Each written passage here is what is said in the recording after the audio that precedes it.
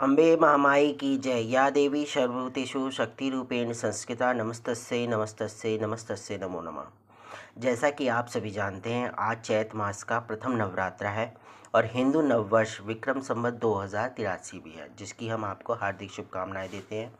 आज के दिन माँ शैलपुत्री की पूजा की जाती है, जो पर्वतराज हिमालय के वहाँ पुत्री के रूप में उत्पन्न होने के कारण इनका नाम शैलपुत्री पड़ा था।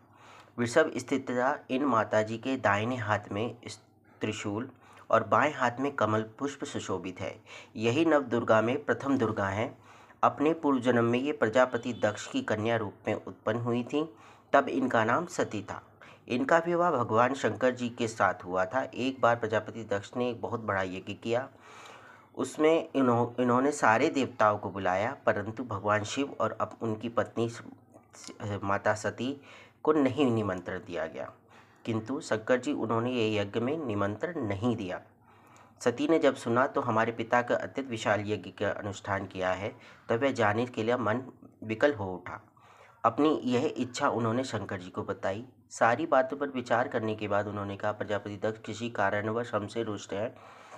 अपने यज्ञ में सारे देवी देवताओं को निमंत्रित किया है, अब उनके यज्ञ भाग में उन्हें समर्पित किए हैं, किंतु हमें जानबूझकर नहीं बुलाया है, कोई सूचना नहीं भेजी है। ऐसी स्थिति में वहां जाना किसी प्रकार का साहस नहीं होगा।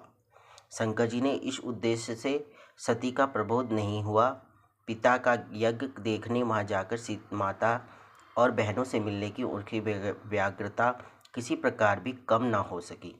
उनका प्रबल आग्रह देखकर भगवान शंकर जी ने उन्हें वहां जाने की अनुमति दे दी। तब जब माता सती वहाँ पिता के घर पहुँचती हैं तो उनके आदर प्रेम के साथ साथ बातचीत तक नहीं करते हैं। सारे लोग मुंह फेरे हुए थे, केवल उनकी माता ने स्नेह से उनको गले लगाया।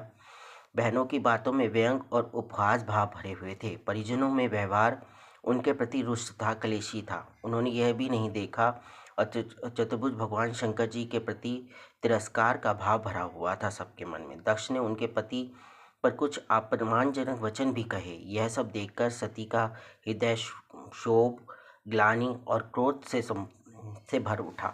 उन्होंने सोचा, भगवान शंकर जी की बात ना मानकर यहाँ आकर मैंने बहुत बड़ी गलती की है। वे अपने पति भगवान शंकर के इस अपमान को सह न सकी।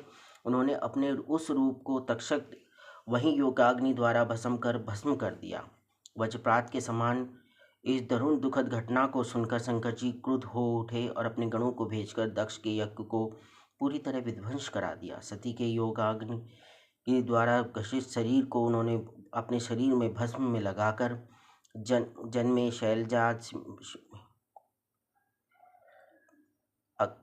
को लगाकर इधर उधर व्याकुल हो उठे। शिष्ट का संहार का रूप होने लगा।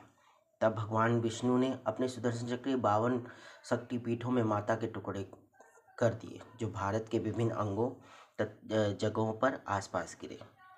फिर अगले जन्म में वो शैलपुत्री के रूप में हिमालय के यहाँ पे जन्म लेती हैं। पार्वती हेमवती भी उन्हीं का नाम है। शैलपुत्री देवी का विवाह भी शंकर जी से ही हुआ है। पूर्व जन्म की भांति इस जन्म में भी वह शंकर जी को अर्धांगिनी बनी। नव दुर्गाओं में प्रथम शैलपुत्री दुर्गा का महत्व एवं शक्तियाँ अनंत हैं। नवरात्र पूजन में प्रथम दिवस इन्हीं की पूजा और उपासना की जाती है। इस प्रथम दिन की उपासना में योगी अपने मन को मूलाधार चक्र में स्थित करते हैं। यहीं से उनकी योग साधना प्रारंभ होती है।